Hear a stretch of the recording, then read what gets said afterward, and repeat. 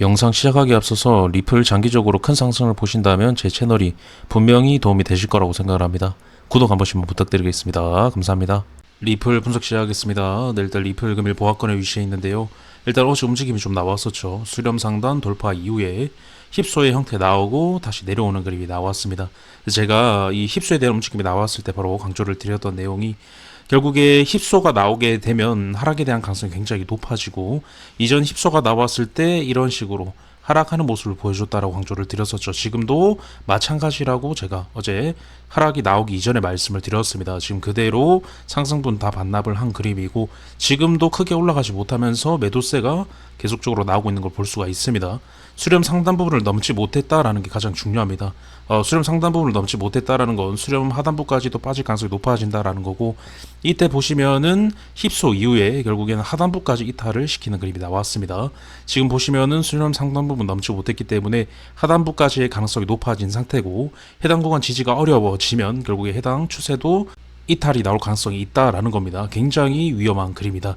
그리고 또 중요하게 바라보셔야 될 점은 이때보다 수렴의 크기가 굉장히 크다라는 겁니다. 굉장히 일봉상에서 행보가 길어졌던 그 수렴에서 나왔던 힙소의 형태이기 때문에 결국에 단기적인 하락뿐만 아니라 좀 길게 중단기까지도 하락이 이어질 수가 있다라는 겁니다. 그래서 굉장히 중요한 구간에서 부정적인 요소가 나왔다라는 부분을 꼭 인식을 하셨으면 좋겠습니다. 제가 어제 영상에서도 어제의 상승은 굉장히 부정적이다. 단기적인 부분뿐만 아니라 크게 봤을 때에도 매우 부정적이다라고 말씀을 드렸습니다.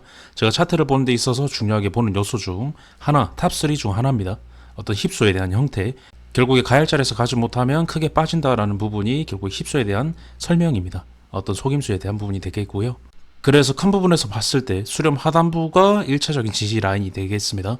이전에 0.57과 0.54와 55 지지 라인이 있긴 하지만 크게 봤을 때는 해당 구간까지는 열어두셔야 된다라는 거고요. 또 지지가 나오지 못하면 0.46달러까지 빠질 수가 있기 때문에 주의가 필요합니다. 힙수에 대한 부분이 현재 나왔기 때문에 그렇습니다. 여기서 정확하게 정맞고 이런 식으로 하락을 했다라고 하면 지지가 나올 가능성을 받겠지만, 현재는 힙수에 대한 형태가 나왔기 때문에 조금 더 주의를 할 필요가 있다라는 겁니다. 원래도 하락을 해봐야지만 지지 여부를 알 수가 있죠. 원래 불확실성이 있던 부분에서 힙수에 대한 형태가 나오면서 더욱더 불확실성이 커졌다라는 겁니다. 해당 부분을 좀 봐주시면 될 것 같고요. 4시간봉으로 잠깐 가보겠습니다. 일단 4시간봉 같은 경우에도 힙수에 대한 형태, 그리고 저항 이후에 하락한 모습을 볼 수가 있는데요. 일단 MACD 보조지표 잠깐 보겠습니다. 힘겨루기가 좀 이뤄진 모습입니다. 해당 구간에서 힘겨루기가 이루어졌는데 결국에는 데드크로스 각인 이후에 밀어내는 그림이 나오고 있습니다. 여기서는 이러한 그림보다는 추가적으로 밀어낼 가능성이 높은 모형이라고 말씀을 드리고 싶고요.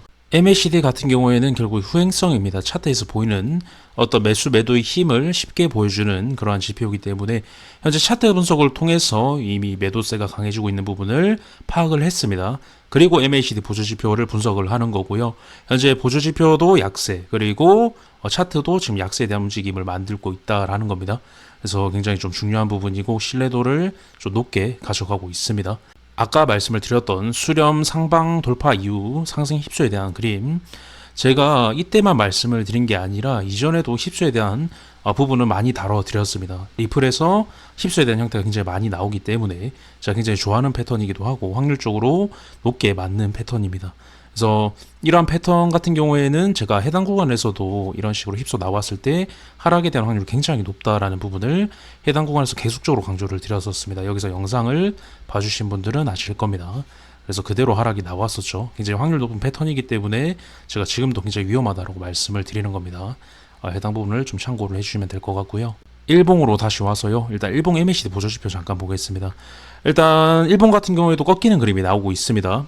보통은 여기서 올라가려고 했다면 이격을 줄이면서 밀어내는 그림을 만들어 줘야 되는데 꺾이는 그림이 나오고 있죠. 데드크로스의 확률을 높여주는 그러한 모습입니다.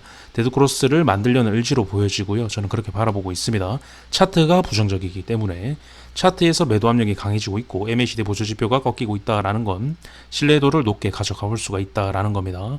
해당 부분을 좀 말씀을 드리면서 이번 영상 마치도록 하겠습니다. 영상 유익하셨다면 구독, 좋아요, 알림 설정 부탁드리겠습니다. 감사합니다.